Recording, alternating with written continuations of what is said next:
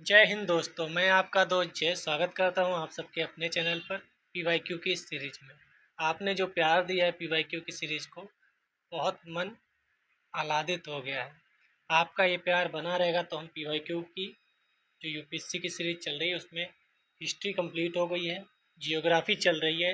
इसके बाद हम पॉलिटी, इकोनॉमी यानी सारी पीवाईक्यू की सीरीज यहाँ पर कंप्लीट कराएंगे और फिर मेंस की भी पीवाईक्यू के क्वेश्चन कराएंगे। ठीक है, अगर आप नए हैं तो एनसीईआरटी की सीरीज भी चल रही है, ज्वाइन कर सकते हैं। पीवाईक्यू का 15th लेक्चर है, यानी इससे पहले 14 लेक्चर कंप्लीट है। प्लेलिस्ट बनी है, आप जाकर उसका भी लाभ उठा सकते हैं, क्योंकि एक तरफ से देखेंगे तो कनेक्ट करने में आसानी रहेगी। एक वीडियो देखेंगे चले जाएंगे फिर, तो ये थोड़ा सा दिक्कत है। कुछ लोग पूछ रहे हैं टाइमिंग, रोज़ शाम को 9 बजे वीडियो अपलोड हो जाता है। आप प्लेलिस्ट सेव कर लेंगे तो अपनी सुविधा अनुसार भी देख सकते हैं। आप अपना टाइम फिक्स कर सकते हैं कि रात को 10 बजे देखकर सोना है। ठीक है, आज हमें जलवायु एवं जलवायु प्रदेश से शुरू करना है। इससे पहले के क्वेश्चंस हम लोग ऑलरेडी कर चुके हैं। फ़ायदा क्या है,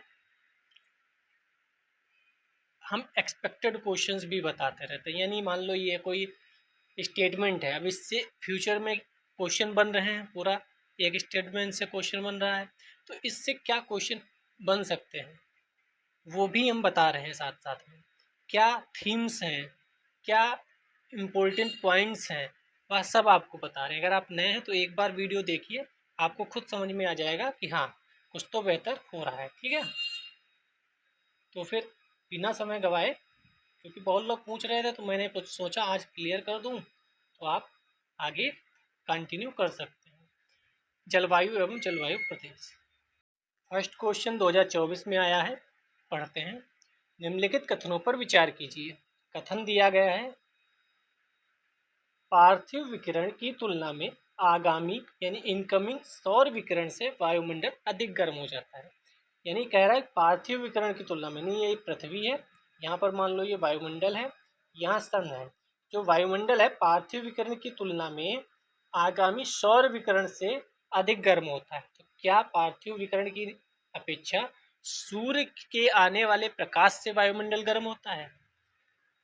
दूसरा कथन कह रहा है वायुमंडल में कार्बन डाइऑक्साइड और अन्य ग्रीन हाउस गैसें दीर्घ तरंग विकिरण के अच्छे अवशोषक हैं। तो जो एनसीईआरटी पढ़े होंगे, हमने भी कराई है, उसमें ये कॉपी पेस्ट आप कह सकते हैं, बिल्कुल वहाँ से। ठीक है, तो इनमें से कौन सा सही है ये हमें बताना है। तो अगर आप देखेंगे तो कथन दो तो सही है, लेकिन कथन एक सही नहीं है, क्योंकि वायुमंडल जो है वो पृथ्वी से जो परावर्तित होती हैं किरणें, पार्थिव विकिरण जिसे बोलते हैं, उससे गर्म होता है, ना कि सूर्य से आने वाली किरणों से। तो इसका आंसर डी होगा। कथन एक सही नहीं है, लेकिन कथन दो सही है। ठीक है, तो ये एनसीईआरटी का पूरा कॉन्सेप्ट है, और वैसे भी जियोग्राफी एनसीईआरटी से ज़्यादातर आ रही है, ज़्यादातर मैंने बोला। पढ़ लेते हैं इसकी व्याख्या, क्योंकि क्वेश्चन इससे फिर से बन सकता है। अन्य सभी गर्म वस्तुओं की तरह पृथ्वी भी उष्मा का उत्सर्जित करती है। इसे पार्थिव विकिरण के नाम से जाना जाता है। लघु तरंगों के माध्यम से आने वाली सौर विकिरण को सूर्य तप कहते हैं। विकिरण वह प्रक्रिया है जिसके द्वारा सौर ऊर्जा पृथ्वी तक पहुंचती है। साथ ही पृथ्वी द्वारा उस ऊर्जा को बाह्य अंतरिक्ष में निष्कासित कर दिया जाता है। यानी अर्थ पहले दिन भर में सूर्य के जो टेम्परेचर उसको ऑब्जर्व करती है, उसकी एनर्जी को अपने अंदर लेती है, और बाद को क्या करती है, जो अर्थ है वह प्रकाश को छोड़ती है, वह उत्सर्जित करती है टेम्परेचर, उष्मा को। वायुमंडलीय लघु तरंगों के लिए पारदर्शी एवं दीर्घ तरंगों के लिए अपारदर्शी है। यहाँ से आपके इंपॉर्टेंट फैक्ट शुरू हो जाएंगे। तो वायुमंडल जो है वो लघु तरंगों के लिए पारदर्शी है और दीर्घ तरंगों के लिए अपारदर्शी। पृथ्वी की सतह से निकलने वाली ऊर्जा पार्थिव विकिरण आगामी सौर विकिरण अर्थात सूर्य तप की तुलना में वायुमंडल को अधिक गर्म करती है। यानी पृथ्वी से जो निकलती है टेम्परेचर वो वायुमंडल को ज़्यादा गर्म करती है। लेकिन अगर यहीं पर स्टेटमेंट आ जाए कि वायुमंडल पूरी तरह से पृथ्वी से निकलने वाली पार्थिव विकिरण से गर्म होता है, तो ये गलत हो जाएगा, क्योंकि पूरी तरीके से पृथ्वी से निकलने वाली विकिरण से गर्म नहीं होता है, बल्कि कुछ उसमें सूर्य का भी डायरेक्ट प्रभाव रहता है। लेकिन ज़्यादातर जो वायुमंडल गर्म होता है वो पृथ्वी से निकलने वाली जो किरणें हैं उनकी वजह से ही गर्म होता है। ठीक, तो यहाँ पर ये बात ध्यान रखने योग्य है। दीर्घ तरंग विकिरण को वायुमंडलीय गैसों, विशेष रूप से कार्बन डाइऑक्साइड और ग्रीन हाउस गैसों द्वारा अवशोषित कर लिया जाता है। ठीक है, दीर्घ तरंग जो आती है उससे सिंपल सी बात है, इसमें कोई कठिन कॉन्सेप्ट नहीं था। दूसरा क्वेश्चन देखते हैं, निम्नलिखित कथनों पर विचार कीजिए। कथन 1, कथन 2। आप देख रहे हैं 2024-23 में कथन वाले क्वेश्चन ज़्यादा आने लगे हैं, जिससे लेंदी भी होता है। और 2025 के क्वेश्चन आपने देखे होंगे, मैंने कराए हैं, कितने लेंदी और ज़्यादा टफ थोड़ी बनाने की कोशिश की जा रही है। कथन 1 कह रहा है भूमध्य रेखा पर क्षोभ मंडल की मोटाई ध्रुवों की तुलना में बहुत अधिक है। यानी यहाँ पर जो है क्षोभ मंडल की मोटाई ज़्यादा है, ध्रुवों की तुलना में बहुत अधिक है। कथन 2 है भूमध्य रेखा पर प्रबल संवहनी धाराओं द्वारा उष्मा को अधिक ऊंचाई तक ले जाया जाता है। तो यहाँ से जो कह सकते हैं हवा उठती है या जो पार्टिकल्स उठते हैं वो बहुत ऊपर तक जाते हैं, जबकि यहाँ बहुत नीचे तक ही रहते हैं। तो दोनों इसका आंसर सही, ये भी सीधे एनसीईआरटी का ही कॉन्सेप्ट है। ठीक है, तो इसका आंसर देख लेते हैं, ए सही है, दोनों सही है, व्याख्या भी कर रहा है। क्यों? अगर आप कहेंगे 2 मिनट तो हम कॉन्सेप्ट समझा सकते हैं। मान लो ये अर्थ है, या इसको ऐसे अर्थ ना बनाकर ऐसे बनाओ, ये अर्थ है अपनी। ठीक है, यहाँ से ऐसे उठ रही है हवा, ऐसे गिर रही है नीचे। ठीक है, तो हवा को एनर्जी जितनी ज़्यादा मिलेगी वो उतनी ऊपर उठेगी। यहाँ पर विषुवत रेखा पर सूर्य की जो मात्रा है, टेम्परेचर है सूर्य का, वो ज़्यादा आता है, तो एनर्जी पार्टिकल्स को ज़्यादा मिलेगी। तो यहाँ से धारा जो संवहनी धाराओं की साथ पार्टिकल्स हैं वो ज़्यादा ऊपर तक जाएंगे। जबकि यहाँ पोल पे देखेंगे इधर तो यहाँ ठंडा मौसम रहता है, ठंडा मौसम रहता है तो जो पार्टिकल्स हैं उनमें एनर्जी मिलती नहीं है, तो वो बहुत ज़्यादा ऊपर तक जा नहीं पाते हैं। ठीक है, तो जो ऊपर तक ज़्यादा जाएगा वहाँ पर मोटाई ज़्यादा होगी, जो कम जाएगा वहाँ पर मोटाई कम होगी। सिंपल सी बात है। व्याख्या देख लेते हैं एक नज़र में, क्योंकि यहाँ से ही क्वेश्चन बनेंगे, सीधे सीधे एनसीईआरटी के क्वेश्चन है।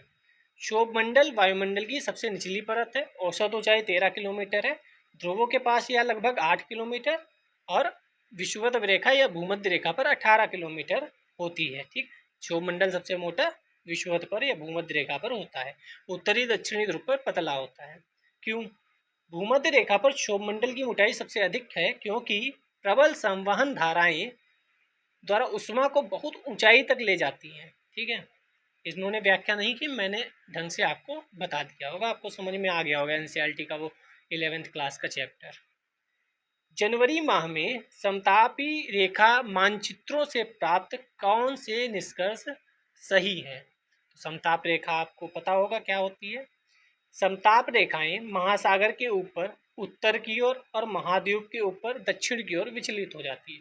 यानी अगर हम ये बना लें, ये मान लो अपना दक्षिण अमेरिका हो गया, इधर मान लो अपना ये बना लेते हैं अफ्रीका हो गया, ये अफ्रीका हो गया, तो ये आपका कॉन्टिनेंट हो गया साउथ अमेरिका, और ये अफ्रीका, ये समुद्र हो गया। तो ये कह क्या रहा है, समताप रेखाएं महासागर के ऊपर उत्तर की ओर, तो ये महासागर के ऊपर उत्तर की ओर चली जाएंगी और ये फिर यहाँ पर नीचे की ओर आ जाएंगी, ऐसा कहने का तात्पर्य है। या इसे यूरोप मान लो, यूरोप, और इधर नॉर्थ अमेरिका मान लो।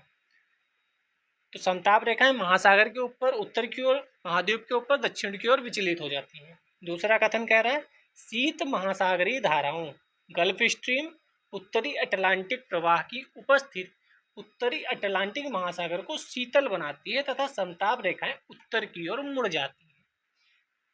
ठीक है, गल्फ स्ट्रीम आपको पता है क्या होती है, उत्तरी अटलांटिक प्रवाह भी पता है। इन दोनों की उपस्थिति के कारण उत्तरी अटलांटिक महासागर को शीतल बनाती हैं तथा समताप रेखाएं उत्तर की ओर मुड़ जाती हैं। कौन सा उत्तर सही है? तो इसमें हमें पता है ए सही है, केवल एक सही है, दूसरा गलत है। क्यों गलत है, अभी व्याख्या देख लेते हैं। समताप रेखाएं काल्पनिक रेखाएं हैं, पहली बात तो, जो किसी दिए गए समय पर या किसी दी गई अवधि में समान तापमान वाले बिंदुओं को जोड़ती हैं। इन रेखाओं को उपयोग मौसम विज्ञान एवं जलवायु विज्ञान में भौगोलिक प्रदेशों में तापमान वितरण का आकलन करने के लिए किया जाता है। जनवरी में समताप रेखाएं महासागरीय क्षेत्रों के ऊपर उत्तर की ओर एवं महाद्वीप क्षेत्रों के ऊपर दक्षिण की ओर विचलन करती हैं। ऐसा उत्तरी अटलांटिक महासागर क्षेत्र में देखा जा सकता है, इसीलिए मैंने इसे यूरोप और नॉर्थ अमेरिका बोल दिया था। उष्ण महासागरीय धाराओं गल्फ स्ट्रीम उत्तरी अटलांटिक अफवाह की उपस्थिति उत्तरी अटलांटिक महासागर को उष्ण बनाती है तथा समताप रेखाएं उत्तर की ओर दक्षिण की ओर विचलन करती हैं। भूमि पर तापमान तेजी से कम हो जाता है और समताप रेखाएं यूरोप में दक्षिण की ओर विचलन करती हैं। यानी आपको ये लाइन याद रखनी है।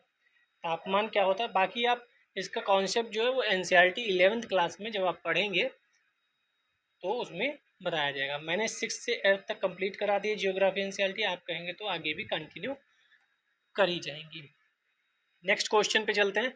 निम्नलिखित कथनों पर विचार कीजिए। कथन 1, 2, 3। आप देखिए समस्या पता क्या होती है, मैंने एग्जाम दिया है तो मैं आपको आज समस्या बताता हूँ, हिंदी माध्यम की स्पेशली। मान लो आपने सोचा कि हमें 100 क्वेश्चन करने हैं, आप तो उस मोड से जाते हैं जिस मोड से जा रहे हैं, वहाँ आपको पता नहीं चलता, बीच बीच में इतने ज़्यादा स्टेटमेंट आ जाते हैं कि आपको अब टाइम मैनेजमेंट नहीं हो पाता।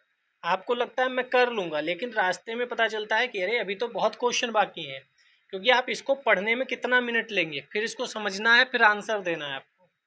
समस्या एक टाइम मैनेजमेंट की हो जाती है। आप जितना PYQ लगाएंगे, आप जितना अच्छे से रिवीजन करेंगे, उतना आपका टाइम बचेगा कुछ क्वेश्चंस में, उसका आप उपयोग जो टफ क्वेश्चन है, जो लेंदी क्वेश्चन है, उसमें कर सकते हैं। और हिंदी वालों के लिए कुछ शब्द ऐसे होते हैं जो उन्हें इंग्लिश भी पढ़ना पड़ता है, हिंदी पढ़ो फिर इंग्लिश पढ़ो फिर समझो। समझ में आया? तो आप लोग थोड़ा सा इंग्लिश पर भी कमांड बनाए रखिएगा। चलिए कथन 1 पढ़ते हैं। चट्टानों के अपक्षय के कारणों में से एक कारण वर्षा है, यानी चट्टानों का जो अपक्षय होता है उससे एक वर्षा का भी उसमें कारण है। कथन 2 कह रहा है वर्षा जल में घोल के रूप में कार्बन डाइऑक्साइड विद्यमान होता है। नंबर 3, वर्षा जल में वायुमंडलीय ऑक्सीजन भी विद्यमान होता है। कौन सा कथन सही है? कथन 2 और कथन 3 दोनों सही हैं। अब ऐसा क्वेश्चन जब पहली बार आपके सामने आएगा तब आपको आधा दिमाग से ही नहीं कहेगा ये है क्या, मेरे सामने आया था मुझे पता नहीं चला कि ये है क्या, पहले तो समझो ये है क्या, फिर समझ में अच्छा ये व्याख्या ये करता है वो करता है, नहीं ये भी नहीं। तो आप देखो कथन पढ़ो पहले, ये थोड़ा टाइम दो यहाँ पर। कथन 2 और कथन 3 दोनों सही हैं, दोनों कथन एक की व्याख्या करते हैं, यानी एक कथन पहला वाला अलग कर दिया गया और इन दोनों को कहा गया दूसरा और तीसरा जो है वह व्याख्या करता है। अगर इसको साफ कर दे तो कथन 1 को यहाँ अलग कर दिया गया, कथन 2 और 3 को एक साथ कर दिया गया कि 2 और 3 दोनों सही हैं और एक की व्याख्या करता है। अब कथन दूसरा बी वाला पार्ट देखो, कथन 2 और कथन 3 दोनों सही हैं, किंतु उनमें से केवल एक कथन एक की व्याख्या करता है, यानी अब इन दोनों में से कोई एक ही है जो सही है और वो व्याख्या भी करता है। तीसरा पढ़ो, कथन 2 और कथन 3 में से केवल एक सही है तथा वह कथन एक की व्याख्या करता है। अब दोनों दो में क्या था, दोनों सही थे, लेकिन अब यहाँ क्या खेल शुरू हो गया, केवल एक सही है, ना तो कथन 2 ना तो कथन 3 सही है। ये क्वेश्चन अगर किसी बंदे के पास पहले ही जो सेट होता है ना, उसमें पहला ही क्वेश्चन उसने सेट मान लो ए था उसका, मान लो, और उसने जैसे पेज पलटा उसे ये क्वेश्चन दिख गया, उसने पढ़ा, का ये तो वाला तो कुछ पढ़ा लग रहा है लेकिन कथन क्या है। अब उसके दिमाग में क्या क्रिएशन होगा कि भाई कैसा पेपर है, वो तो कहेगा भाई हो गया अपना तो, ठीक है। तो ये और ऐसा हम पहले से नहीं पता होता, हम अचानक जाते हैं, अचानक ऐसा क्वेश्चन आता है। इस बार तो मतलब हद ही कर दी, आप देखिएगा पेपर 2025 का हमने इस पर करवाया भी है, आप चाहेंगे प्लेलिस्ट बनी है उसमें। तो अब इसका देख लेते हैं आंसर कौन सा सही है। तो सिर्फ पढ़ना ही जरूरी नहीं, यहाँ ये भी चीज़ें बहुत ज़रूरी हैं। तो इसका आंसर ए है, कथन 2 और 3 दोनों सही हैं, कथन एक की व्याख्या भी करते हैं। यहाँ ये पूछे ही नहीं गया कथन एक सही है या नहीं सही है, वो पूछ रहा है 2 और 3 सही है और एक की व्याख्या करते हैं, ठीक है। तो क्वेश्चन कैसे भी आ सकते हैं, तो थोड़ा आप इस लिहाज से UPSC में पेपर दीजिएगा और बैठिएगा कि भाई कुछ भी हो सकता है। व्याख्या पढ़ लेते हैं। अपक्षय एक ऐसा पद है जो उस सामान्य प्रक्रिया का वर्णन करता है जिसके द्वारा पृथ्वी की सतह पर शैल विघटित होकर अवसाद, चिकनी मृदा, मिट्टी और जल में वियोजित पदार्थों में परिवर्तित हो जाती है। अपक्षय जैविक, रासायनिक, भौतिक हो सकते हैं। वर्षा और तापमान सेलों के अपक्षय की दर को प्रभावित कर सकते हैं। अधिक वर्षा से रासायनिक अपक्षय की दर बढ़ जाती है। तो ये सीधे सीधे एनसीईआरटी क्लास का है, मैंने अभी अपक्षय पढ़ाया हुआ है। उष्णकटिबंधीय क्षेत्रों में शैलें प्रचुर वर्षा और गर्म तापमान के संपर्क में आते हैं, जो ठंडे शुष्क क्षेत्रों में पाए जाने वाली समान सेलों की तुलना में बहुत तेजी से अपक्षयित होते हैं। वायु से कार्बन डाइऑक्साइड वर्षा के जल में वियोजित हो जाती है, जिससे थोड़ा अम्लीय हो जाता है। तो वायु से कार्बन डाइऑक्साइड जल में वियोजित हो जाती है। सामान्यतः वर्षा का पीएच लगभग 5.6 या थोड़ा अम्लीय होता है। 5.6 आप जानते हैं 7 से कम अम्लीय में आता है, क्योंकि कार्बन डाइऑक्साइड इसमें वियोजित होकर दुर्बल कार्बोनिक अम्ल बना देता है। ये हमें कोई याद करने की आवश्यकता नहीं है। जब वर्षा का जल शैल में विद्यमान खनिजों के संपर्क में आता है तो एक अभिक्रिया हो सकती है, जिससे अपक्षय होता है। अम्लीय वर्षा का पीएच सामान्य तौर पर 4.2 के 4.4 के बीच में है। ऑक्सीजन आपातित वर्षा जल से प्राप्त सबसे महत्वपूर्ण तत्वों में से एक है। या वियोजित ऑक्सीजन जल के अणुओं में विद्यमान ऑक्सीजन के समान नहीं है। वायुमंडल के संपर्क के कारण सभी वर्षा जल सतही आपूर्ति में वियोजित ऑक्सीजन विद्यमान होती है। हालांकि इसमें कुछ ऐसा नहीं जो आ न सकता है आगे चलकर। वर्षा जल में आमतौर पर सभी प्रकार के विलयित ठोस पदार्थ नहीं होते, लेकिन इसमें विलयित गैस कार्बन, नाइट्रोजन, सल्फर के ऑक्साइड होते हैं। जो भी वर्षा जल होता है तभी वो अम्लीय हो जाता है, जिसके कारण पीएच का मान 5.5 है, उससे कम हो जाता है। तो ये क्वेश्चन बन सकता है यहाँ से कि हम कथन में क्या देंगे कि वर्षा जल अम्लीय हो जाता है। कारण में क्या देंगे कि उसमें कार्बन, नाइट्रोजन, सल्फर के ऑक्साइड मिल जाते हैं, इसलिए वह अम्लीय हो जाता है। ठीक, चलते हैं फिफ्थ क्वेश्चन पर। अब देखो फिफ्थ क्वेश्चन हम कर रहे हैं 2024 में 5 क्वेश्चन इसी टॉपिक से आ गए। तो मैंने कल भी यही बताया था आपसे कि कोई भी टॉपिक कभी भी महत्वपूर्ण हो जाता है और कभी भी उससे कोई भी क्वेश्चन नहीं आता। लगातार 4 वर्षों तक क्वेश्चन नहीं आएगा, 5वें वर्ष 5-6 क्वेश्चन दे देंगे। तो आप ये मत सोचिएगा कि ये कम है इम्पोर्टेंट, ये ज़्यादा इम्पोर्टेंट है। ठीक है, आप सबको पढ़िएगा जिससे क्वेश्चन आ चुके हैं उन सभी टॉपिक को। निम्नलिखित विवरण पर विचार कीजिए। तापमानों की वार्षिक और दैनिक सीमा निम्न है। तापमानों की वार्षिक और दैनिक सीमा निम्न है। वर्ष भर वर्षण होता है। ठीक है, वर्षण में भिन्नता 50 से 250 के मध्य होती है। यह किस प्रकार की जलवायु है? विषुवतीय जलवायु ऐसी होती है, 3 प्रकार की जलवायु, या आर्द्र उपोष्ण कटिबंधीय या समुद्री पश्चिमी तटीय जलवायु ऐसी होती है। तो विषुवतीय जलवायु आपको पता है कि वहाँ वर्षा तो वर्ष भर होती है, लेकिन क्या वर्षण की भिन्नता 50 से 250 के बीच है? क्या तापमान की वार्षिक और दैनिक सीमा निम्न है? क्या ऐसा है? तो ये सीधा ये भी एनसीईआरटी का टॉपिक है। ये समुद्री पश्चिमी तटीय जलवायु की विशेषताएं लिखी हुई हैं ऊपर, यानी ऊपर विशेषता देगा, नीचे देगा कि ये किस टाइप की जलवायु है या किस देश की ऐसी जलवायु है। तो समुद्र पश्चिमी तटीय जलवायु महाद्वीपों के पश्चिमी तटों पर भूमध्य सागरीय जलवायु से ध्रुवों की ओर पाई जाती है। कहाँ से? भूमध्य सागरीय जलवायु से ध्रुवों की ओर। इस जलवायु के प्रमुख क्षेत्र कौन कौन से हैं? तो आप इसमें देख सकते हैं उत्तर पश्चिमी यूरोप, उत्तरी अमेरिका का पश्चिमी तट, उत्तरी कैलिफोर्निया, दक्षिण चिली, दक्षिण पूर्वी ऑस्ट्रेलिया और न्यूजीलैंड है। ठीक है, यहाँ समुद्री प्रभाव के कारण तापमान मध्यम होता है। शीत ऋतु में अपने अक्षांशों की तुलना में कोष्ण होते हैं। ग्रीष्म ऋतु का तापमान औसत 15 से 20 सेल्सियस और सर्दियों में 4 से 10 सेल्सियस होता है। वर्षा वर्ष भर होती है, 50 से 250 सेंटीमीटर के बीच घटती बढ़ती रहती है। सर्दियों में अधिक वर्षा होती है। ठीक है, तो ये आप जब भी एनसीईआरटी पढ़ें तो ढंग से थोड़ा पढ़ें। 2023 में प्रवेश करते हैं। पहला क्वेश्चन, निम्नलिखित कथनों पर विचार कीजिए। यहाँ भी देखो 2 कथन। अब कथन वाले जो ज़्यादा क्वेश्चन आप देखेंगे, ऊपर देखेंगे ये कथन वाला, ये देखेंगे ये भी कथन वाला था, ये आप देखेंगे ये भी वैसे ही है, 2-3 स्टेटमेंट ये भी कथन वाला था। ठीक है, तो कथन वाले क्वेश्चन अब ज़्यादा पूछे जाने लगे। ये भी कथन वाला था। ठीक है, तो आप इस तरीके से प्रिपेयर करिए कि अब वैसा काम चलाऊ वाला नहीं चलेगा, आपको एग्जैक्ट पता हो चीज़ें। कथन 1, ग्रीष्म ऋतु में महाद्वीपों और महासागरों के बीच तापमान विपर्यास शीत ऋतु की अपेक्षा अधिक होता है।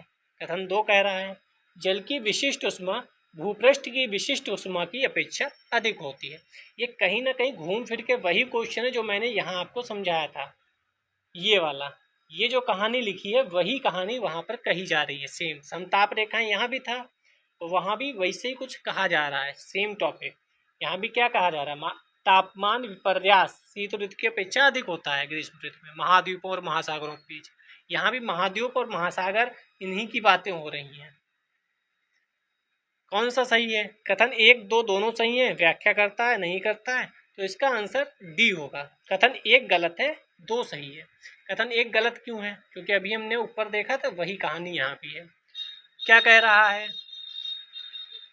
ग्रीष्म ऋतु में महाद्वीपों और महासागरों के बीच तापमान विपर्यास शीत ऋतु की अपेक्षा अधिक होता है। ग्रीष्म ऋतु में महाद्वीपों और महासागरों के बीच तापमान विपर्यास शीत ऋतु की अपेक्षा अधिक होता है। क्या ऐसा है? व्याख्या देख लेते हैं।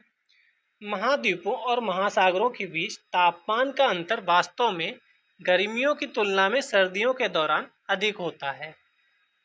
सर्दियों में भूमि महासागरों की तुलना में बहुत तेजी से और अधिक हद तक ठंडी हो जाती है, जिससे तापमान में बड़ा अंतर आता है। गर्मियों में हालांकि भूमि तेजी से गर्म होती है, लेकिन भूमि और समुद्र के बीच तापमान का अंतर आमतौर पर सर्दियों की तुलना में कम होता है। पानी जल्दी गर्म होता है और जल्दी ठंडा होता है। क्या ऐसा है? नहीं, पानी धीरे धीरे गर्म होता है और धीरे धीरे ठंडा होता है। तभी हम लोग जब सिकाई करते हैं ना, कोई पेट में दर्द होती है तो जब सिकाई करते हैं तो उसमें पानी का ही इस्तेमाल हम लोग करते हैं। वाटर बोतल आती हैं, ठीक है, तो आप देखेंगे तो उससे पानी से क्यों करते हैं? क्योंकि पानी देर तक उसमें गर्म रहता है।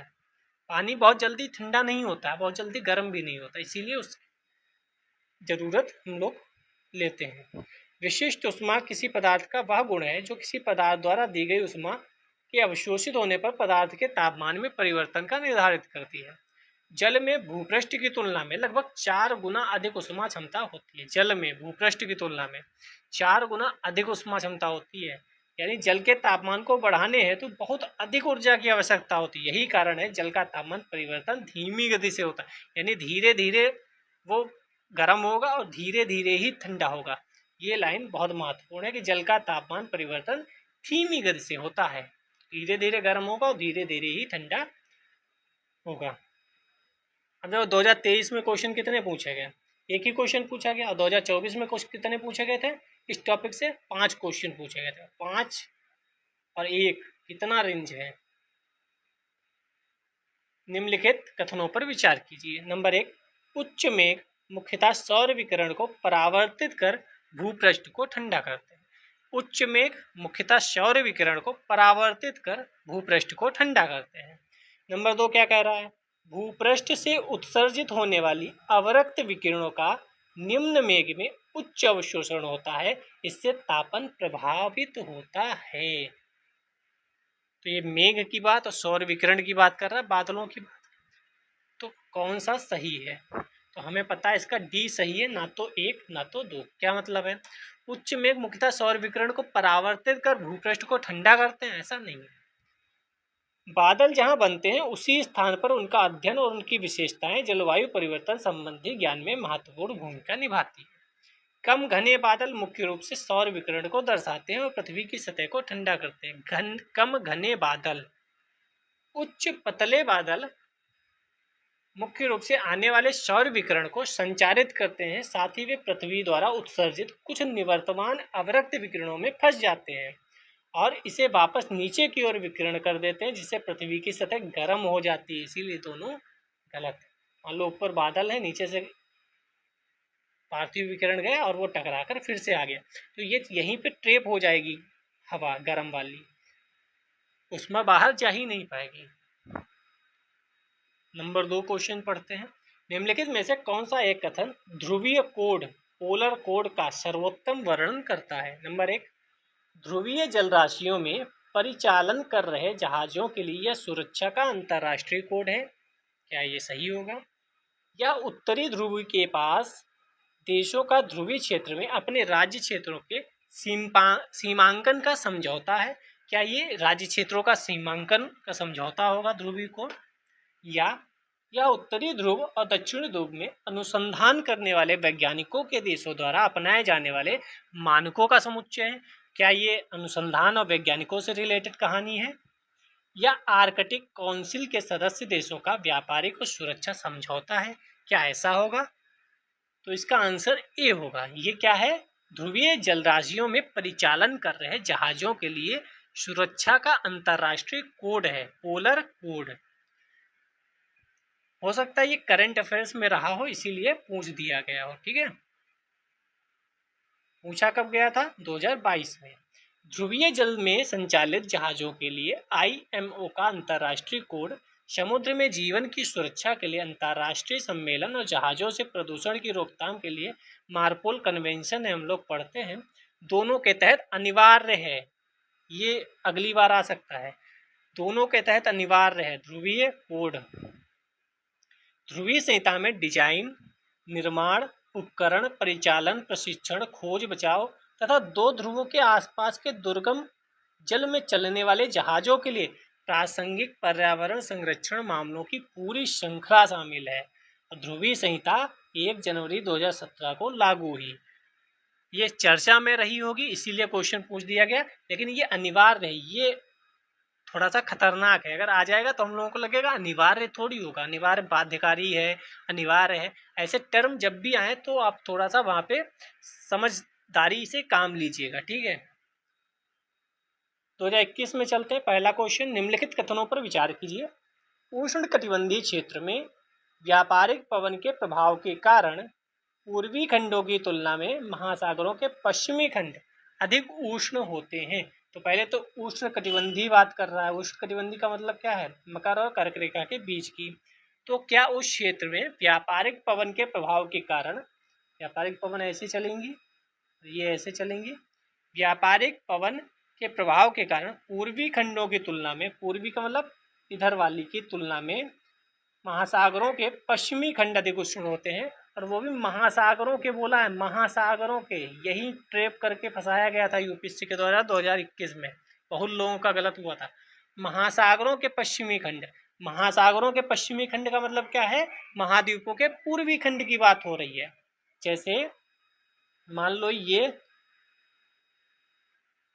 अफ्रीका मान लेते हैं, ये अफ्रीका है, ठीक है, या दक्षिण अमेरिका जैसा लग रहा है, दक्षिण अफ्रीका मान लेते हैं। इधर मान लो महासागर है, ये महासागर है, ठीक है। तो महासागर का जो पश्चिमी क्षेत्र होगा वो क्या होगा? ये महासागर का पश्चिमी है। जबकि ये महाद्वीप का अगर हम देखेंगे तो महाद्वीप का क्या है?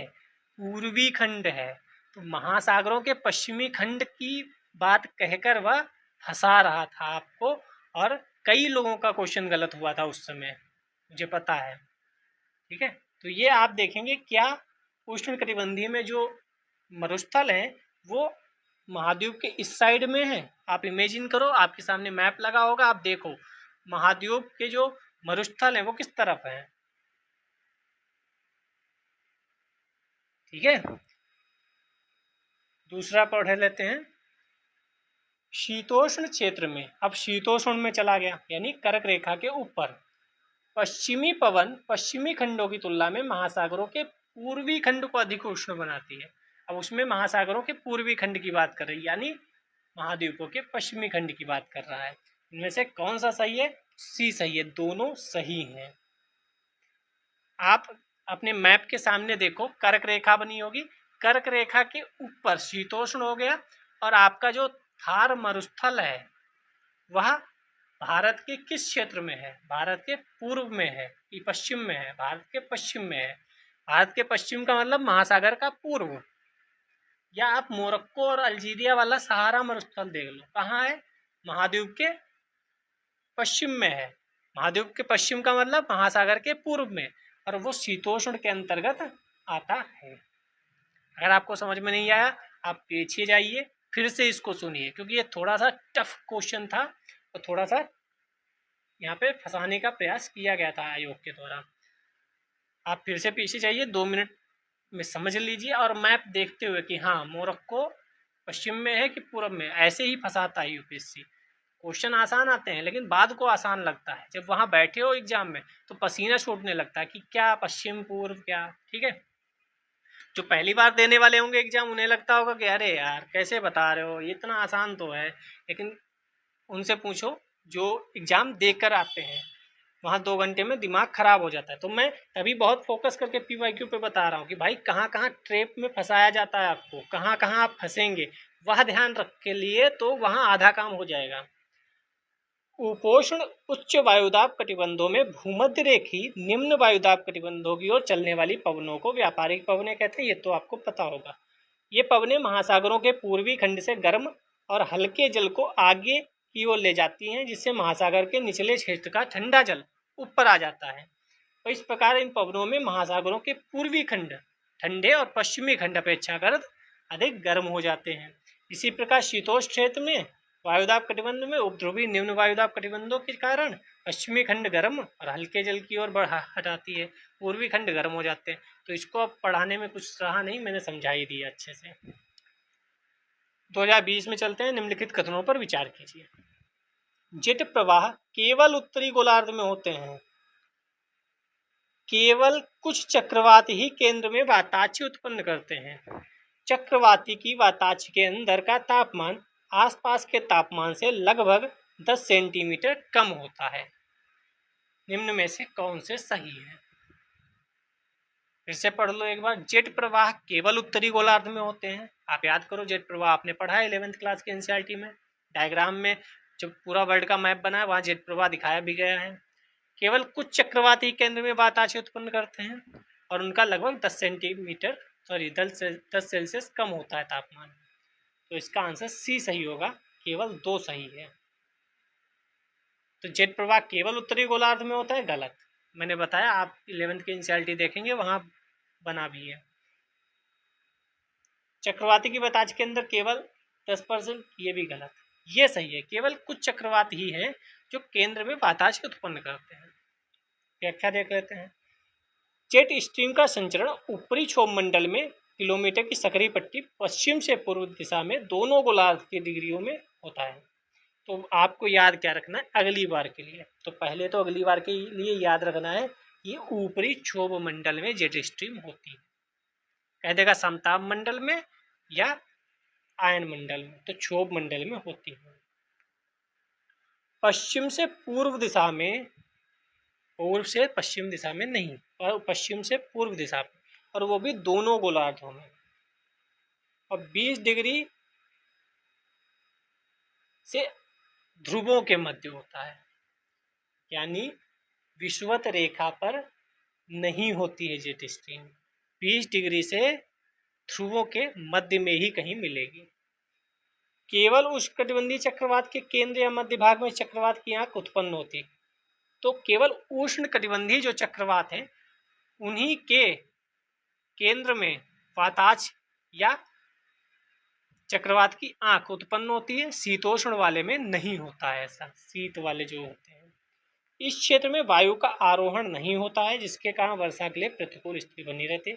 चक्रवात की वाताक्ष के अंदर का तापमान आसपास के तापमान से अधिक होता है, ना कि 10 सेंटीमीटर कम होता है। तो ये सब NCERT में आप पढ़े। 2019 में चलते हैं। पहला क्वेश्चन, मेघाच्छादित रात में ओस की बूंदें क्यों नहीं बनती? जब मेघ होते हैं तो ओस की बूंदें क्यों नहीं बनती हैं? नंबर 1, भूपृष्ठ से निर्मुक्त विकिरण को बादल अवशोषित कर लेते हैं। नंबर 2, पृथ्वी के विकिरण को बादल वापस परावर्तित कर देते हैं। नंबर 3, मेघाच्छादित रातों में भूपृष्ठ का तापमान कम होता है। नंबर 4, बादल बहते हुए पवन को भूमि तल की ओर विक्षेपित कर देते हैं। तो इसका आंसर बी सही होगा। पृथ्वी के विकिरण को बादल वापस परावर्तित कर देते हैं, इसलिए रात में ओस की बूंदें नहीं बनती। मेघ जब ऊपर होंगे तो वो परावर्तित कर। ओस का निर्माण तभी होता है जब निम्नलिखित परिस्थितियां हों। क्या क्या हों? अगली बार ये भी क्वेश्चन बनाया जा सकता है। आकाश साफ हो, पहली बात तो, हवा शांत हो, उच्च सापेक्षिक आर्द्रता हो, ठंडी और लंबी रातें हों, ओसांक बिंदु हिमांक बिंदु से ऊपर हो। मेघाच्छादित रात में ओस की बूंदें नहीं बनती क्योंकि मेघ भौमिक विकिरण के मार्ग में अवरोधक है। मेघाच्छादन के कारण पृथ्वी की विकिरण को बादलों द्वारा परावर्तित कर दिया जाता है, जिससे वायु और सतह गर्म बनी रहती है। फलतः दैनिक तापांतर कम होने की वजह से ओस का निर्माण नहीं हो पाता। ओस का निर्माण तभी होगा जब ठंडक खूब हो, और जब बादल बने होंगे तो नीचे से जो ऊपर जाती है पार्थिव विकिरण वो ऊपर जाने नहीं देंगे और नीचे भेज देंगे, जिससे गर्मी थोड़ी सी महसूस होगी। तभी आप देखते हैं बारिश होने से पहले उमस जो कहते हैं गर्मी लगती है, और जब पानी बरस जाता है तो गर्मी थोड़ी सी कम हो जाती है। क्यों? क्योंकि जब बादल ऊपर होंगे यानी पानी बरसने वाला है और बादल ऊपर है, इसका मतलब नीचे से जो टेम्परेचर है वो बाहर निकल नहीं पा रहा है, बादल उसे परावर्तित कर रहे हैं, इसलिए हमें गर्मी बहुत महसूस होती है और लोगों को लगता है कि गर्मी बहुत है, अब बारिश होगी। तो ये कौन सा कॉन्सेप्ट वहाँ काम कर रहा है? 11th एनसीईआरटी का कॉन्सेप्ट काम कर रहा है कि बादल है, हीट अंदर ही दबा के रखे हैं, गर्मी बढ़ रही है और बारिश हो जाएगी।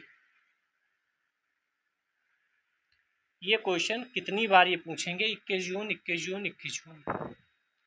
जून की 21वीं तारीख को सूर्य कहाँ होता है? उत्तर ध्रुवी वृत्त पर क्षितिज के नीचे नहीं डूबता है, दक्षिण ध्रुवी वृत्त पर क्षितिज के नीचे नहीं डूबता है, मध्याह्न में भूमध्य रेखा पर ऊर्ध्वाधर रूप से व्योमस्थ चमकता है। अब सोचो आप हिंदी वालों, जो सर्किल किया उसको पढ़ो, क्या है इसका मतलब? मकर रेखा पर ऊर्ध्वाधर रूप से व्योमस्थ चमकता है। कौन सा इसका सही होगा? तो इसका सही होगा ए वाला। उत्तर ध्रुवी वृत्त पर क्षितिज के नीचे नहीं डूबता है, क्योंकि उत्तर ध्रुवी पे 6 महीने की दिन होता है गर्मियों में। तो 21 तारीख को हमारे यहाँ सबसे लंबा दिन और सबसे छोटी रात कही जाती है। अभी तो निकला 21 जून। 21 जून पे बहुत क्वेश्चन बन चुके हैं। 21 जून को सूर्य कर्क रेखा उत्तरी अक्षांश पर लंबवत होता है। इस दिन उत्तरी गोलार्ध में दिन सबसे बड़ा तथा रात सबसे छोटी होती है। कौन से गोलार्ध में? उत्तरी गोलार्ध में। 2025-24 दोनों में क्वेश्चन पूछा गया 21 जून पर। इस स्थिति को ग्रीष्म अयनांत या उत्तर अयनांत भी कहते हैं। पृथ्वी के उत्तरी ध्रुव और सूर्य की ओर अच्छी झुकाव अधिकतम होता है। इस स्थिति में उत्तरी गोलार्ध में सूर्य अधिकतम ऊंचाई पर होता है। इस अवस्था में उत्तरी ध्रुव पर रात नहीं होती है बल्कि 6 महीने का दिन होता है। दक्षिणी ध्रुव पर दिन नहीं होता बल्कि 6 महीने की रात होती है। 2015 में चलते हैं। उष्ण कटिबंधीय अक्षांशों में दक्षिणी अटलांटिक और दक्षिणी पूर्वी प्रशांत क्षेत्रों में चक्रवात उत्पन्न नहीं होता है। इसका क्या कारण है? उष्ण कटिबंधीय अक्षांशों में दक्षिणी अटलांटिक और दक्षिणी पूर्वी प्रशांत क्षेत्रों में चक्रवात उत्पन्न नहीं होते। क्यों? समुद्री पृष्ठों के ताप निम्न होते हैं, या अंतः उष्णकटिबंधीय अभिसारी क्षेत्र बिरले ही होते हैं, या कोरियालिस बल अत्यंत दुर्बल हो जाता है, या उन क्षेत्रों में भूमि मौजूद नहीं होती। तो इसका आंसर होगा बी।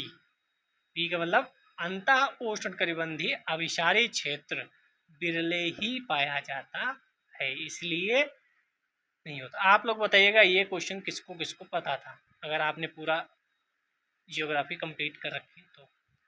उष्णकटिबंधीय अक्षांशों में दक्षिण अटलांटिक एवं दक्षिण पूर्वी प्रशांत क्षेत्र में चक्रवातों की उत्पत्ति नहीं होती है, क्योंकि इन क्षेत्रों में प्रचंडकारी रूप में क्षोभमंडलीय ऊर्ध्वाधर वायुकर्तन पाए जाते हैं।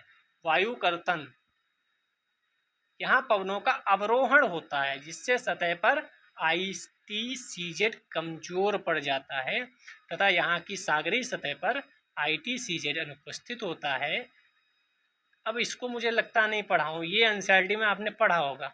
आप, मैंने पॉज कर लिया, आप इसे पॉज करके पढ़ लीजिएगा, इसमें आपने एनसीईआरटी में पढ़ा होगा, वही कॉपी पेस्ट है। मतलब मैं ये कह सकता हूँ जो आज मैंने पढ़ाया ये सब एनसीईआरटी में है, सब। ठीक है, ऐसा कोई क्वेश्चन नहीं था जो एनसीईआरटी में ना हो। सेकंड क्वेश्चन पे चलते हैं। निम्नलिखित कथनों पर विचार कीजिए। ठीक है, कर लेते हैं विचार, ढंग से विचार करिएगा। पूरे वर्ष 30 डिग्री नॉर्थ और 60 डिग्री साउथ अक्षांशों के बीच बहने वाली हवाएं पछुआ हवाएं कहलाती हैं। पूरे वर्ष 30 डिग्री नॉर्थ और 60 डिग्री साउथ अक्षांशों के बीच, तो क्या ये 30 डिग्री नॉर्थ और 60 डिग्री साउथ अक्षांशों के बीच बहने वाली हवा पछुआ हवा है? दूसरा पढ़ते हैं। भारत के उत्तर पश्चिमी क्षेत्र में शीतकालीन वर्षा लाने वाली आर्द्र वायु सहितियां पछुआ हवाओं के भाग हैं। कौन सा कथन सही है? तो हमें पता है पहला तो गलत है, क्योंकि 30 से 60 डिग्री आप तो बहुत रेंज ले लिए, हम तो 30 से 0, 0 से 30, 30 से 60 यही खेलते हैं एनसीईआरटी में, या आपने जहाँ भी पढ़ा होगा। तो ये तो बिल्कुल गलत है, ये गलत है। तो पहला दूसरा गया, पहला गया। ठीक है, अब दूसरा सही है। क्यों सही है वो अभी हम पढ़ते हैं। आप ये बताइए इसके चक्कर में कौन सी फसल भारत में है जिसको फायदा होता है? असमान सूर्यातप की प्राप्ति के कारण पृथ्वी पर दोनों गोलार्धों में उच्च एवं निम्न वायुदाब की विशिष्ट प्लेटियों का सृजन होता है, जिनके बीच पवनों का प्रवाह आरंभ होता है। दोनों गोलार्धों में 30 to 35 अक्षांश पर स्थापित उपोष्ण उच्च वायुदाब एवं 60 to 65 डिग्री अक्षांश पर स्थापित उपध्रुवीय निम्न वायुदाब की पेटियों के बीच पवन प्रवाह को पछुआ पवने कहते हैं। ठीक है, ना कि 30 to 60।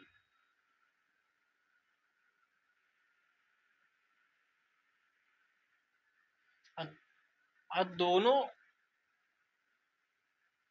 पश्चिमी पवने कहा जाता है। इस प्रकार कथन एक गलत है, क्योंकि पश्चिमी पवने दोनों गोलार्धों में 30 नॉर्थ टू 60 नॉर्थ और 30 साउथ टू 60 साउथ, ना कि 30 नॉर्थ और 60 साउथ बात हो रही थी। ठीक है, ये था। वहाँ क्या लिखा था? 30 को नॉर्थ लिखा था, 60 को साउथ लिखा था, जो कि गलत।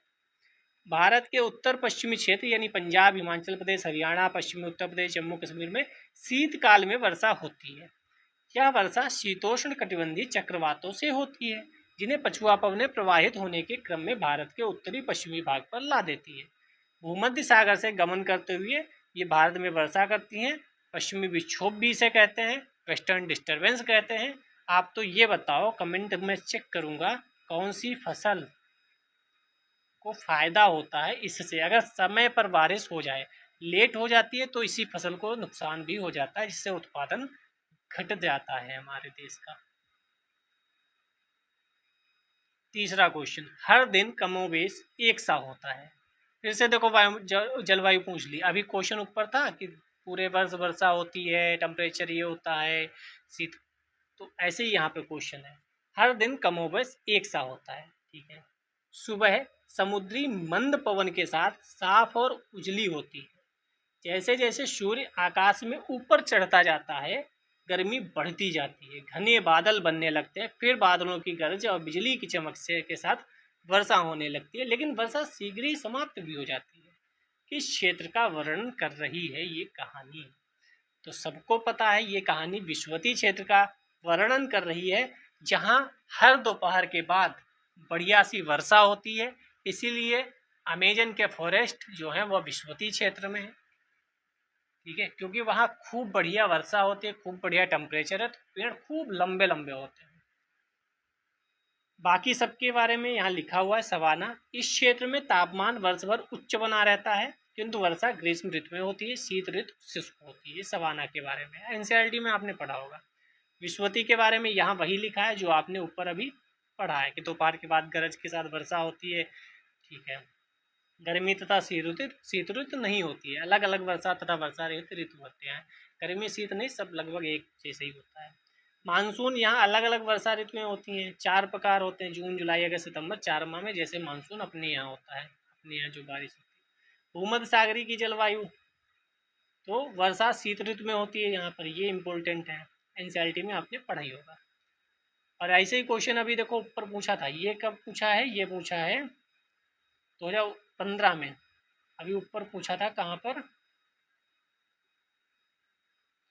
जो रिपीट वाले क्वेश्चन है, ये देखो यहाँ पर।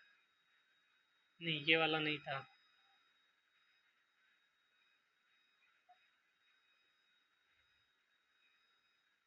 ये वाला। हाँ, ये देखो वही क्वेश्चन पूछा था, ऊपर कहानी दे दी कि वर्ष भर वर्षा होती है, इतना मध्यम और कौन सी जलवायु थी यहाँ? समुद्री पश्चिमी तटीय जलवायु। जबकि विषुवत जलवायु यहाँ भी आंसर में दिया था, यहाँ समुद्री पश्चिमी तटीय जलवायु, और वहाँ क्या आंसर है? विषुवतीय जलवायु। देखो एक ही जैसा क्वेश्चन पूछ दिया गया, ये पीवाईक्यू पढ़ने का फायदा है। बाकी आप विजिट करके और भी चीज़ों का फ़ायदा उठा सकते हैं। 2014 में चलते हैं।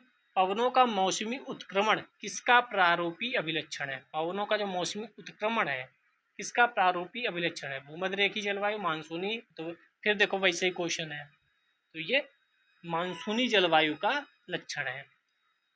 मानसून का उद्भव अरबी भाषा के मौसम, ये तो आपने पढ़ा ही होगा, इसको नहीं बताएंगे।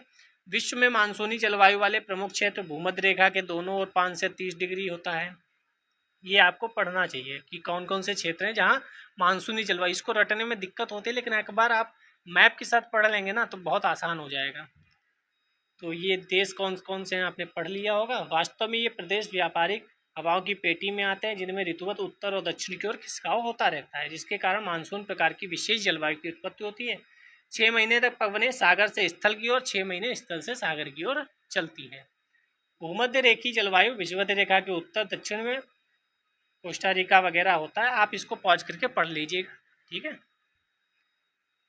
आगे चलते हैं। एनसीईआरटी में आपने पढ़ा ही होगा। महाद्वीपों के अंतःस्थों का वार्षिक ताप परिसर तटीय क्षेत्रों की अपेक्षा अधिक होता है। इसका क्या कारण है? यानी मुंबई में आप देखेंगे ना बहुत ज़्यादा सर्दी पड़ती है ना बहुत ज़्यादा गर्मी पड़ती है। आप लखनऊ में गर्मी में रहकर दिखा दीजिए, तो जितना समुद्र से दूर है उतना ज़्यादा तापांतर होता है। पढ़ लेते हैं क्या कारण है। भूमि और जल के बीच तापीय अंतर। दूसरा, महाद्वीपों और महासागरों के बीच तुंगता में अंतर। तीसरा, अंतःस्थों में तेज पवनों की विद्यमानता। तटों की अपेक्षा अंतःस्थों में होने वाली वार्षिक भारी वर्षा। तो इसका आंसर कौन सा होगा? केवल एक है, मैंने अभी बता भी दिया कि जो जितना दूर होगा। भूमि और जल के बीच तापीय अंतर। जल धीरे धीरे गर्म होता है, धीरे धीरे ठंडा होता है, जबकि भूमि क्या है, एकदम गर्म होगा एकदम ठंडी होगी। तो वार्षिक ताप परिसर में भिन्नता निम्नांकित कारकों पर निर्भर करती है। तट के समानांतर फैली पर्वत श्रेणियाँ, भूमि जल के बीच तापीय अंतर, अक्षांशीय तट से दूरी, समुद्री धाराएं, ये सब। स्थल तीव्रता से गर्म होता है, जो मैंने बता दिया, और समुद्र आसानी से गर्म भी नहीं होता, आसानी से ठंडा भी नहीं होता। वार्षिक तापांतर किसी स्थान के सबसे गर्म सबसे ठंडे, ये तो आपने पढ़ा ही होगा कि इसमें मैंने देखा कि गर्मी में यहाँ 50 डिग्री टेम्परेचर पहुँच गया और सर्दी में हमने देखा कि 10 डिग्री टेम्परेचर पहुँच गया। तो वार्षिक तापांतर इसका कितना है? 40 डिग्री है, ठीक है। तो ये है जो लखनऊ जैसे शहर में हो जाता है। 50 तो नहीं पहुँचता, लेकिन हाँ 48 49 पहुँच ही जाता होगा, ठीक है। बाकी मैं चेक तो करता नहीं हूँ। बाकी आप मुंबई देखेंगे तो वहाँ 45 नहीं पहुँचता होगा, और कितना भी सर्दी पड़े 10 या 5 नहीं पहुँचता होगा, ठीक है। दूसरा, तड़ित झंझा के दौरान आकाश में तड़ित किसके द्वारा उत्पन्न होती है? तड़ित झंझा के दौरान आकाश में जो तड़ित होते हैं वो किसके द्वारा उत्पन्न होती है? आकाश में कपासी वर्षा मेघों के मिलने से। तड़ित से जो वर्षा मेघों को पृथक करती है। हवा और जल कणों के ऊपर की ओर तीव्र चलने से। कौन सा इसमें से सही उत्तर है? तो हमें पता है इसमें डी है। उपयुक्त में से कोई भी तड़ित उत्पादित नहीं करता है। क्यों? तड़ित या मेघ गर्जन, तड़ित को क्या बोलते हैं? मेघ गर्जन, जो गर्जना होती है बादलों की, थंडर की उत्पत्ति बिजली चमकने के कारण होती है। लाइटनिंग के कारण बड़ी मात्रा में इलेक्ट्रिक डिस्चार्ज वायु में आती है, जिस कारण वायु के कण कंपन करने लगते हैं। यही कंपन हमारे कानों द्वारा ध्वनि के रूप में सुने जाते हैं। बिजली चमकने से उच्च मात्रा में ऊष्मा भी उत्पन्न होती है, जिस कारण तापमान अचानक बढ़ जाता है। इस उच्च तापमान के प्रभाव से वायु तीव्रता से अचानक फैल जाती है और भयंकर आवाज उठती है। इसे ही मेघ गर्जन कहते हैं, जबकि वो मेघ नहीं बल्कि लाइटनिंग के प्रभाव के कारण जो कण है कंपन करते हैं, ठीक है। नेक्स्ट चलते हैं। जलवायु चरम है, वर्षा कम है, लोग चलवासी पशुचारक हुआ करते थे। कौन से क्षेत्र की बात हो रही है? देखो चौथा क्वेश्चन ऐसा आ गया है कि कौन से क्षेत्र की बात हो रही है, कौन सी जलवायु की बात हो रही है, कहानी देकर पूछ लेगा। तो जलवायु चरम है, कहाँ की जलवायु चरम होगी? और वर्षा कम होगी। ऐसी कौन सी जगह है जहाँ वर्षा कम होगी और लोग चलवासी पशुचारक होंगे? पशुचारक कौन होते हैं? तो ये मध्य एशियाई स्टेपी की बात हो रही है, मध्य एशियाई स्टेपी। प्रश्न में दी गई विशेषताएं मध्य एशियाई स्टेपी जलवायु की हैं। तो मध्य स्टेपी जलवायु पूछ लिया, ऊपर भूमध्य रेखा की पूछ लिया था, उससे ऊपर एक और पूछा था। तो आप देखो एक ही जैसे क्वेश्चन पूछे जा रहे हैं कई बार। इसका विस्तार शीतोष्ण घास प्रदेश में पाया जाता है। घास प्रदेश क्यों?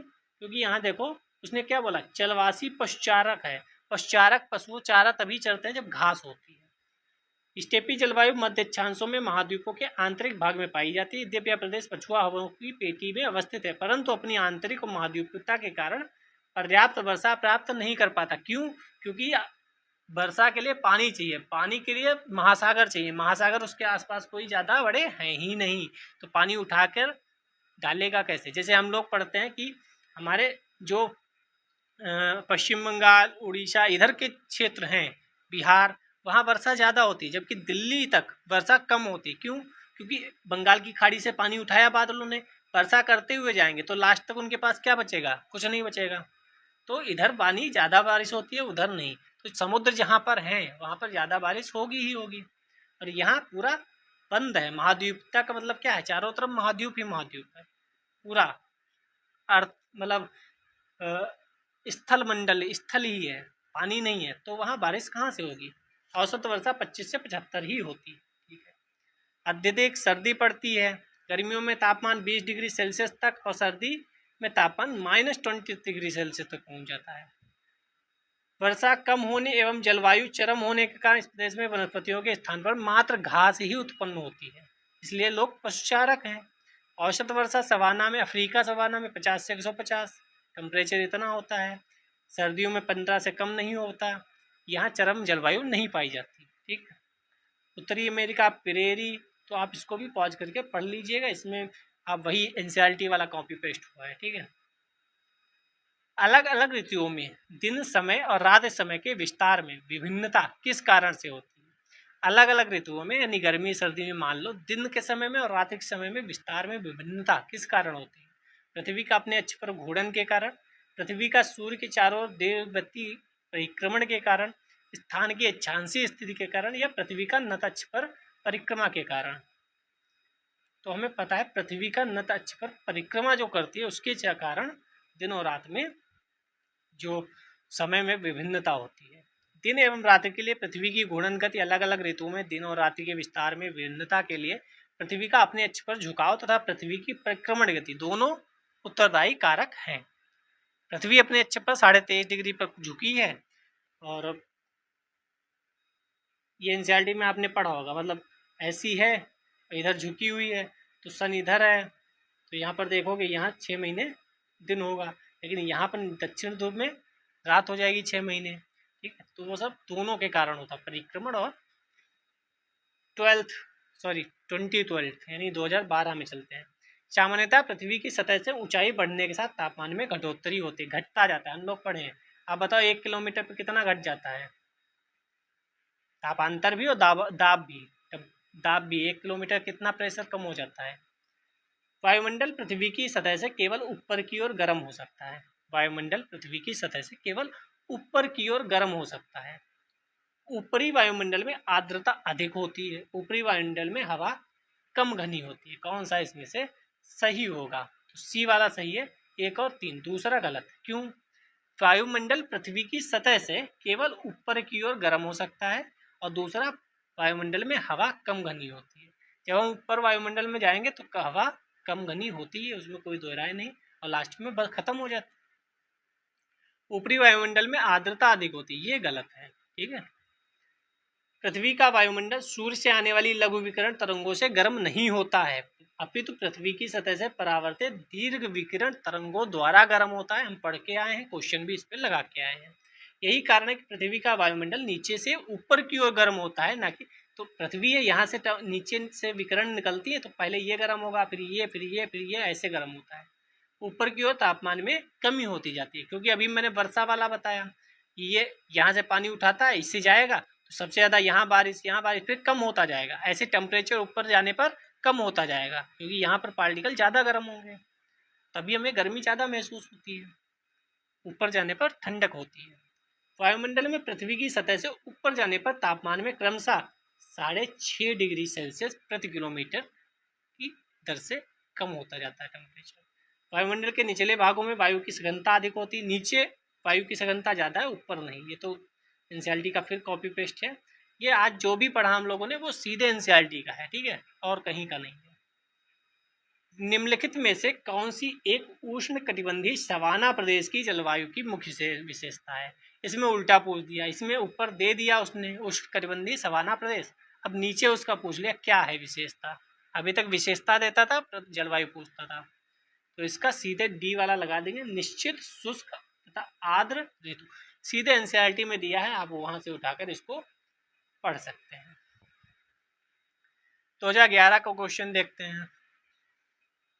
यह संदेह है कि ऑस्ट्रेलिया में हाल में आई बाढ़ ला नीना के कारण आई थी। ला नीना और एल नीनो से कैसे भिन्न है? ये भी एनसीईआरटी में दिया है, लेकिन ला नीना एल नीनो हर साल डिस्कस किया जाता है, लेकिन क्वेश्चन बहुत कम आया है, लेकिन कभी भी आ सकता है, ये लगाया जाता है अंदाजा। ला नीना विषुवतीय हिंद महासागर में समुद्र के असाधारण रूप से ठंडे तापमान से चरित्रित होता है, जबकि एल नीनो विषुवतीय प्रशांत महासागर में समुद्र के असाधारण रूप से गर्म तापमान से चरित्रित होता है। तो क्या हिंद महासागर से कोई लेना देना है? एल नीनो का भारत की दक्षिण पश्चिमी मानसून पर प्रतिकूल प्रभाव पड़ता है, किंतु ला नीना का मानसूनी जलवायु पर कोई प्रभाव नहीं पड़ता है। क्या हिस्सा पढ़ा है आपने?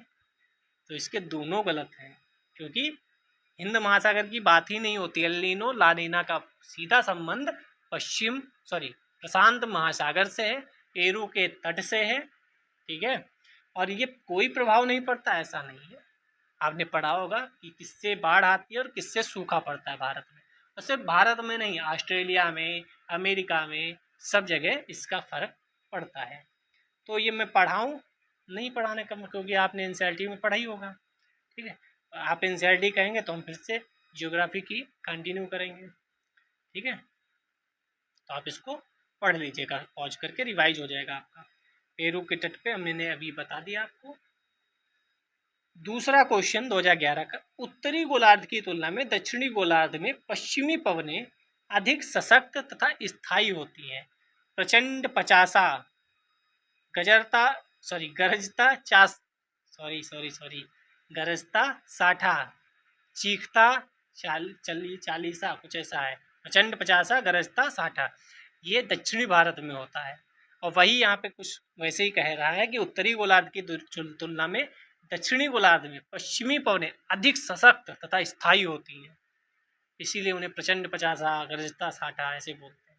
क्यों होती हैं, अब आप बताओ। उत्तरी गोलार्ध की तुलना में दक्षिणी गोलार्ध में भूखंड कम है। आपके सामने मैप लगा होगा, आपने तुरंत देखा होगा कि हाँ कम तो हैं। उत्तरी गोलार्ध की तुलना में दक्षिणी गोलार्ध में कोरियालिस बल अधिक होता है। तो पृथ्वी पर क्या कोरियालिस बल अलग अलग जगहों पर अलग अलग होता है? यस और नॉट? हम देख लेते हैं। इसका केवल एक सही है जो मैंने पूछा, क्या उत्तरी गोलार्ध की तुलना में दक्षिणी गोलार्ध कोरियालिस बल अधिक होता है? तो क्या हर जगह कोरियालिस बल अलग अलग होता है? आपने पढ़ा एनसीईआरटी में ऐसा कि भारत के पास कोरियालिस बल इतना होगा, अमेरिका के पास इतना होगा? नहीं पढ़ा ना, वहाँ सिर्फ कोरियालिस बल आपने पढ़ा, तो ये कम ज़्यादा का तो आपने कभी सुना ही नहीं, तो यहाँ कैसे होगा? तो कई क्वेश्चन ऐसे भी सॉल्व करने पड़ते हैं। उत्तरी गोलार्ध की तुलना में दक्षिणी गोलार्ध में भूखंड कम है, यानी पृथ्वी का जो पानी वाला पार्ट है वो ज़्यादा है, तो जो हवा चलती है ना वो सर जब माउंटेन या कोई स्थल खंड आता है तो हवा थोड़ी सी कम हो जाती है, धीमे हो जाती है। आपने सुना भी होगा या आपने मूवीज में देखा भी होगा, नाव जब बड़ी वाली जहाज होता है ना उस पर हवा बहुत तेज लगती है, क्योंकि वहाँ फ्रैक्शन कम होता है, घर्षण कम होता है, ठीक है। आगे हमने जो बोला था प्रचंड पचासा, वो भी देख लेते हैं, कहीं लिखा है इन्होंने? नहीं लिखा। दक्षिणी गोलार्ध में पछुआ पवनें उत्तरी गोलार्ध की अपेक्षा अधिक सशक्त व स्थायी हैं, क्योंकि दक्षिणी गोलार्ध में स्थलखंड उत्तरी गोलार्ध की अपेक्षा कम है, सागरीय विस्तार अधिक है। न्यून स्थलखंड पछुआ पवनों के प्रवाह पथ में आने वाले अवरोधों में कमी लाता है।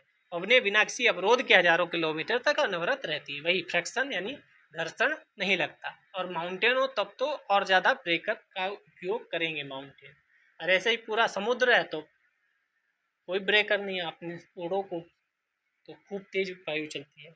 कोरियालिस बल पृथ्वी की चपटी आकृति एवं इसके परिभ्रमण के कारण उत्पन्न होता है। इसका मान ध्रुवों पर सर्वाधिक तथा विषुवत रेखा पर न्यूनतम होता है। कोरियालिस बल का मान दोनों ही गोलार्धों में समान होता है, ठीक है, कोलियालिस बल का कोई ये नहीं है कि यहाँ कम वहाँ ज़्यादा। अगला क्वेश्चन है, समताप मंडल के निचले भाग में जेट विमान बहुत आसानी और निर्विघ्नता के साथ उड़ सकते हैं। किसमें? समताप मंडल में। इसका उपयुक्त स्पष्टीकरण क्या है? क्यों समताप मंडल के निचले भाग में जेट विमान बहुत आसानी से उड़ सकते हैं? क्यों? समताप मंडल के निचले भाग में बादल या जलवाष्प नहीं होते हैं। समताप मंडल के निचले भाग में ऊर्ध्वाधर पवनें नहीं होती है। इस कौन सा कथन का उपयुक्त स्पष्टीकरण है? तो ये क्वेश्चन मैं आपके लिए छोड़ रहा हूँ, आप इसको कमेंट सेक्शन में बताएंगे इसका आंसर क्या है, A, B, C, D, और इसका आंसर कल के एपिसोड में मिलेगा। ठीक है, तो कैसा लगा आपको आज का वीडियो? समुद्र विज्ञान कल हम पढ़ेंगे, और आप अगर नए हैं तो थोड़ा सा 15वां वीडियो है, इसका मतलब 14 वीडियो पहले से बन रखे हैं। हम हिस्ट्री पूरा कंप्लीट कर लें, बहुत विस्तार से, बहुत बेहतरीन तरीके से 9 वीडियो में हुआ है। आप एक बार देखिए पूरा प्लेलिस्ट, जब कुछ पढ़ने का मन ना करे इसी प्लेलिस्ट को चालू कर लीजिए, खूब रिवीजन होगा। यहाँ नॉलेज रिवीजन सब कुछ होता है, एनसीईआरटी से कनेक्ट करके मैं बता देता हूँ। तो बाकी तो आप समझदार हैं, आपको जो ठीक लगे लाइक शेयर कमेंट कर देंगे तो थोड़ा सा और अच्छा लगेगा, क्योंकि हम ही आपकी तरह कभी तैयारी करते थे, सफल नहीं हो पाए, तो प्लान बी आप सुनते हैं। अपना प्लान बी बचपन से ऐसा ही था, क्योंकि अपन 5 साल से पढ़ा ही रहे थे, तो पढ़ाने में ही आपके यूपीएससी के क्षेत्र में पढ़ाने लगे। ठीक है, तो कैसा लगा आपको? आप साथ देंगे तो हम भी आपके साथ आगे बढ़ेंगे, और जो प्लान बी का होता है ना, तो आपको भी बता देंगे कि भाई देखो अपना प्लान बी सक्सेसफुल हुआ। आपको भगवान ना करे प्लान बी की ज़रूरत पड़े। जो आपको टफ लग रहा हो आप कमेंट करिए, टेलीग्राम में बताइए, आप पर्सनल मैसेज कर सकते हैं मुझे टेलीग्राम में, जो आपकी समस्या हो मैं अपने जो भी क्षमताएं हैं उसके हिसाब से आपको मार्गदर्शन देने के लिए हमेशा प्रयासरत रहूँगा। ठीक है, बाकी मिलते हैं, पढ़ते रहिए, बढ़ते रहिए, भारत को आगे बढ़ाने में अपना योगदान देते रहिए। जय हिंद, जय भारत।